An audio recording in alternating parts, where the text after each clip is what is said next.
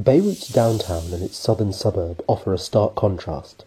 A primarily Shiite neighbourhood, the southern suburb is dotted with small markets rather than hip bars and cafes, and the women wear veils over their heads rather than the miniskirts and the high heels customarily seen in downtown. The streets are lined with modest blocks of flats, many in poor repair, and still pockmarked by the bullets of the Civil War. Hezbollah's social welfare headquarters looks like many of the other buildings in Beirut's southern suburb. After navigating around potholes in the crowded streets, you enter the dark stairwell of a building as nondescript as its other neighbours. However, upon entering Hezbollah's offices, you are transported to quite a modern setting with workers busily attending to customers' loan applications from behind a long row of gleaming glass windows. Hezbollah has a highly organised system of health and social service organisations. The service system is made up of the social unit, the education unit, and the Islamic health unit, which together make up an elaborate network of service providers that primarily benefit Lebanon's Shiites. Many of Hezbollah's service organisations are legally registered with the Lebanese government as NGOs, a status that provides certain legal protections and eases collaboration with other organisations that may be wary of the Hezbollah name.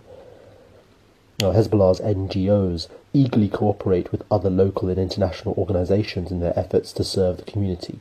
The social unit is an umbrella of 4 organisations: the Jihad Construction Foundation, the Martyrs Foundation, and the Foundation for the Wounded, and the Khomeini Support Committee.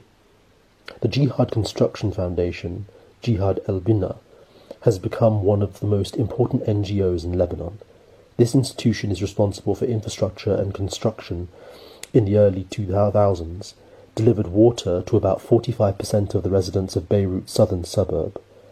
Following the Israeli air bombardment of Lebanon in the summer of 2006, the Jihad Construction Foundation became indispensable, assessing damage and paying reconstruction compensation to residents of southern Lebanon and Beirut's southern suburb. Also under the umbrella of the social unit, Hezbollah's Martyrs Foundation provides aid to those adversely affected by Hezbollah's continuing military struggle with Israel, offering financial assistance, health and social support to the families of martyrs who have been killed in combat. In addition, the Foundation for the Wounded grants aid to civilians who have been injured during Israeli assaults. Hezbollah's Islamic Health Unit also has a vital function in meeting public health needs. It operates 3 hospitals, 12 health centres, 20 infirmaries, 20 dental clinics, and 10 defence departments. The Islamic Health Unit has been so effective that it was asked to assume the operation of several government hospitals in southern Lebanon and the Bekaa Valley. The Health Service Unit provides healthcare to low-income Shiites and other low-income populations at little or no cost. Hezbollah's Education Unit provides another indispensable service to the Shiite poor. Lebanon's public school system is considered to be one of dubious quality, at last resort for only the poorest of families who can't afford to send their children to private schools, which in Lebanon are among the best in the world. Hezbollah operates a number of primary and secondary schools at fees that are far less than those of most other private schools. Hezbollah's schools reportedly serve approximately 14,000 students. In addition to education, Hezbollah provides low-income students with scholarships, financial assistance and books, buying in bulk and selling at reduced prices.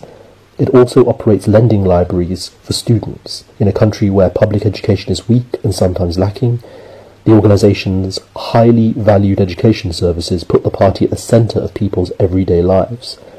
The large amount of money Hezbollah spends on social assistance provides additional evidence of its importance.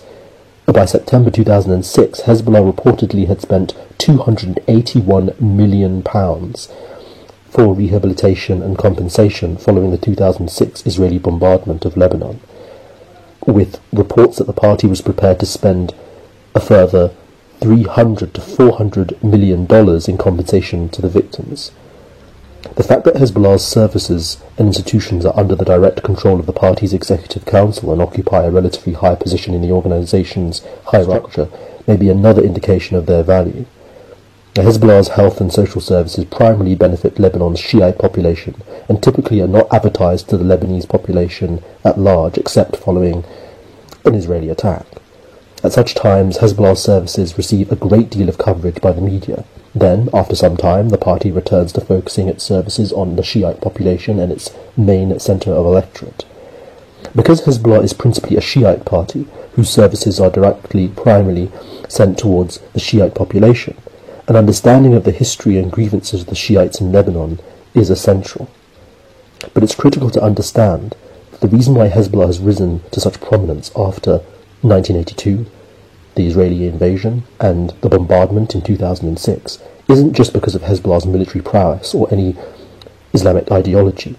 It's because of the practical effect on the ground, the impact of a party able to enforce social services and a connection with people in the absence of a strong Lebanese state, where other actors are also controlled by external players.